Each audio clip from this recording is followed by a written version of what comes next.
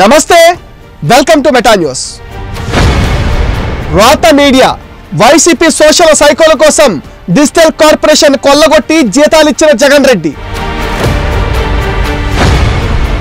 నాడు ప్రతిపక్ష నేతలు తిట్టించడం కోసమే డీసీ ఏర్పాటు.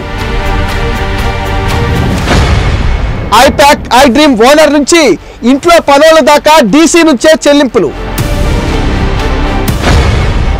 జగన్ పనులను సజ్జల భార్గవ్, దేవేందర్, వర్మలకు భారీగా చెల్లింపులు. సొంత పత్రికా ఛానల్స్ కు 100 కోట్లు దోచిపెట్టిన జగన్. బాకా సైట్లు, వైసీపీ యూట్యూబ్ ఛానల్స్ కు కోట్లలో యాడ్స్. విజిలెన్స్ నివేదికలో వెలుగులోకి వచ్చిన సంచలన విషయాలు. 175కు 175 ఖచ్చితంగా రావాలన్నది టార్గెట్. వై నాట్ 175 అని వైసీపీ అధినేత జగన్ ఊదరగొడుతుంటే అంతా ఏమనుకున్నారు. కానీ జగన్ తాను చేసిన పాలనపై నమ్మకంతో ఆ ఫిగర్ చెప్పలేదని, తాను 100 కోట్లు తగలేసిన పైత్యం మీడియా, రోత ఛానల్స్ గట్టెక్కిస్తాయనే గుడ్డి నమ్మకంతో అలా చెప్పారనేది అర్థమవుతుంది. సొంత బాకా ఊదడం కోసం 100 కోట్ల ప్రజాధనాన్ని జగన్ తన బ్లూ మీడియా, సోషల్ సైకోలకు అప్పనంగా దోచిపెట్టిన వైనం బయటపడింది. తన రాజకీయ ప్రత్యర్థులపై బురద జల్లేందుకు సొంత పత్రిక, ఛానల్ ఉద్యోగులతో పాటు వైసీపీ సోషల్ మీడియా సైకోలకు 100 కోట్ల రూపాయలు పంచేశారు. వాలంటీర్లకు తన రోత పత్రికను అంటగట్టి కోట్ల రూపాయలు ప్రభుత్వ ఖజానా నుంచి స్వాహా చేశారు. డిజిటల్ కార్పొరేషన్ పేరుతో ప్రభుత్వ ఖజానాకు తూట్లు పొడిచారు. సాక్షి, ఐ డ్రీమ్, ఐప్యాక్ ఇంకా వైసీపీకి వంతపడే యూట్యూబ్ ఛానళ్లు, బాకా సైట్ల కోసం 100 కోట్లు కొమ్మరించాడు. కోట్లాది రూపాయల యాడ్స్ రూపంలో తన బ్లూ మీడియాకు దోచిపెట్టాడు. ఇక జగన్ కోసం పనిచేసిన పనోళ్లు సజ్జల భార్గవ్, దేవేందర్లకు జీతభత్యాల పేరుతో భారీగానే చెల్లింపులు జరిగాయి. రామ్ గోపాల్ వర్మ ఇంకా కొందరు పెయిడ్ ఆర్టిస్టులకు భారీగానే ముడుపులు వెళ్ళాయి. అలా జగన్ నుంచి పెద్ద మొత్తంలో అందుకున్న వైసీపీ సోషల్ సైకోలు, ఇతరత్రా లబ్ధి పొందిన పెయిడ్ బ్యాచ్, టీడీపీ, జనసేన అధినేతలు, ఆ పార్టీ నేతలు వారి కుటుంబ సభ్యులపైన సైకోయిజం ప్రదర్శించారు.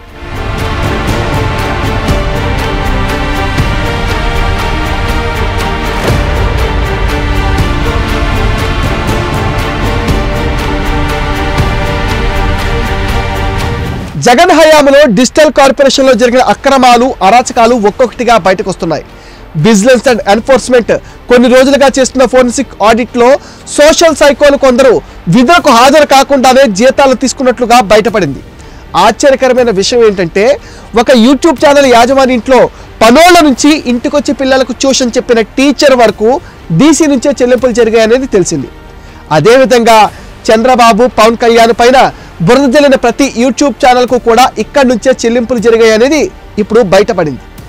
జగన్ ఎన్నికల ప్రచారంలో డ్రామా సీన్లు రక్తి కట్టించేందుకు ప్రయత్నించి అట్టర్ ఫ్లాప్ అయిన ఐప్యాక్, ఐ డ్రీమ్తో పాటు బూతులతో ప్రతిపక్షాలపై విరుచుకుపడే సజ్జల భార్గవ రెడ్డి, మార్ఫింగ్ ఫోటోలతో టీడీపీ, జనసేన నేతలను అసభ్యకర రీతిలో చిత్రీకరించేందుకు ప్రయత్నించిన వివాదాస్పద దర్శకుడు రామ్ గోపాల్ వర్మ కూడా ఏపీ డిజిటల్ కార్పొరేషన్ నుంచి లబ్ధి పొందినట్టుగా తెలుస్తోంది. ఈ చెల్లింపులకు డిజిటల్ కార్పొరేషన్ నిధులను అడ్డగోలుగా వాడుకున్నట్లుగా రాష్ట్ర ప్రభుత్వం గుర్తించింది. మొత్తం 6 విభాగాలుగా చేసిన చెల్లింపుల్లో ఇప్పటి వరకు 4 విభాగాలకు సంబంధించి ఫోరెన్సిక్ ఆడిట్ పూర్తి చేయించారు విజిలెన్స్ అధికారులు. 50 కోట్ల రూపాయలకు పైగా అక్రమ చెల్లింపులు గుర్తించారు. మరో 2 పూర్తయితే ఈ మొత్తం మరింత పెరిగే అవకాశం ఉందని విజిలెన్స్ వర్గాల ద్వారా తెలుస్తోంది. ఏపీ డిజిటల్ కార్పొరేషన్లో అక్రమాలపైన వచ్చిన ఫిర్యాదుల ఆధారంగా విచారణ చేపట్టిన విజిలెన్స్ అండ్ ఎన్ఫోర్స్మెంట్ విభాగం పలు అవకతవకలను గుర్తించాయి.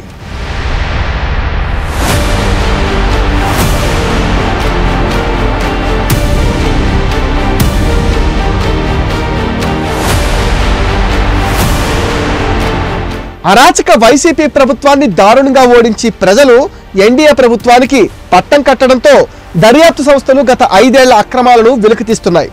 రాష్ట్ర ప్రభుత్వం చేపట్టే అభివృద్ధి, సంక్షేమ పథకాలు ప్రజల్లోకి తీసుకెళ్లేందుకు అంటూ 2020 సెప్టెంబర్ 23న గత వైసీపీ ప్రభుత్వం ఏపీ డిజిటల్ కార్పొరేషన్ ఏర్పాటు చేసింది.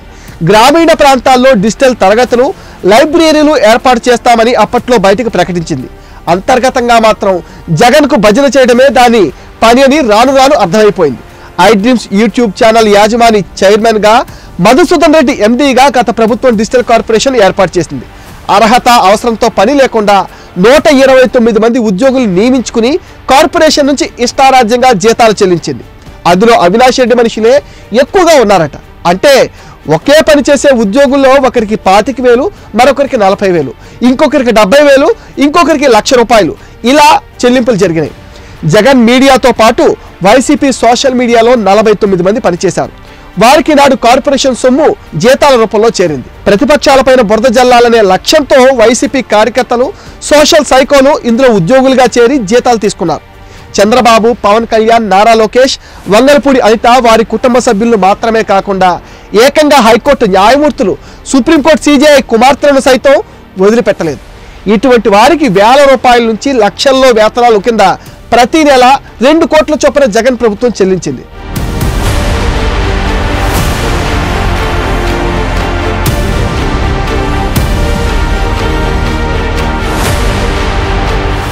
రాష్ట్రంలోని పలు ప్రాంతాల్లో ఉంటూ వైసీపీ సోషల్ మీడియా విభాగం ఇచ్చిన కంటెంట్ పోస్ట్ చేస్తూ అసలు ఉద్యోగానికే రాని వారంతా జగన్ హయాంలో జీతాలు తీసుకున్నారు. తనకు సొంత మీడియా లేదంటూ పదే పదే అబద్ధాలు చెప్పే జగన్ తన సాక్షి పత్రిక, టీవీకి 100 కోట్ల రూపాయలు ప్రకటనలు జారీ చేసుకున్నారు. ఇందుకు సహకరించిన నాటి సమాచార పౌర సంబంధాల శాఖ కమిషనర్ విజయ్ కుమార్ రెడ్డిపై పాత్రికేయ సంఘాలు ప్రభుత్వానికి ఫిర్యాదు చేశాయి. పత్రిక సర్క్యులేషన్ పరిగణనలోకి తీసుకోకుండా ఏకపక్షంగా అడ్డుగోలుగా నాడు ముఖ్యమంత్రి జగన్ సొంత మీడియాకు 100 కోట్ల రూపాయలు ప్రభుత్వ సొమ్మును ఆయన దోచిపెట్టారని ఆక్షేపించాయి. చంద్రబాబు ప్రభుత్వం దీనిపైన విచారణకు ఆదేశించడంతో అవినీతి నిరోధక శాఖ ప్రాథమిక సమాచారాన్ని సేకరించింది. అందులో సాక్షి పత్రిక ఉద్యోగులకు అడ్డగోలుగా జీతాలు, జగన్ మీడియాకు 100 కోట్ల ప్రకటనలు ఇచ్చినట్లుగా తేలింది. డిజిటల్ కార్పొరేషన్లో కీలక స్థానంలో పనిచేసిన రాయలసీమకు చెందిన వ్యక్తి జాతీయ స్థాయిలో పేరుగాంచిన హోటల్ ఫ్రాంచైజీ తీసుకుని తిరుపతిలో నిర్మాణం చేస్తున్నట్లుగా గుర్తించిన బిజినెస్ అధికారులు ఆ విషయాన్ని ప్రభుత్వానికి నివేదించనున్నారు.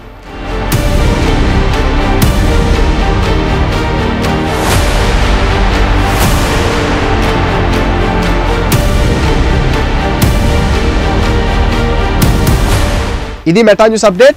ఈ వీడియో పైన మీ విలువైన ఒపీనియన్ ని కామెంట్ సెక్షన్ లో పోస్ట్ చేయండి. మీరు ఇచ్చే కామెంట్స్ తో మరిన్ని ఇంట్రెస్టింగ్ వీడియోస్ మీకు అందిస్తాం. ఫ్రెండ్స్, మీరు ఇచ్చిన సపోర్ట్ తోనే ఈ రోజు మేము 100K రీచ్ అయ్యాం. మీ సపోర్ట్ ని మరింత ఎక్స్టెండ్ చేస్తారని మనస్ఫూర్తిగా ఆశిస్తున్నాం. Please support meta news. Please subscribe meta news.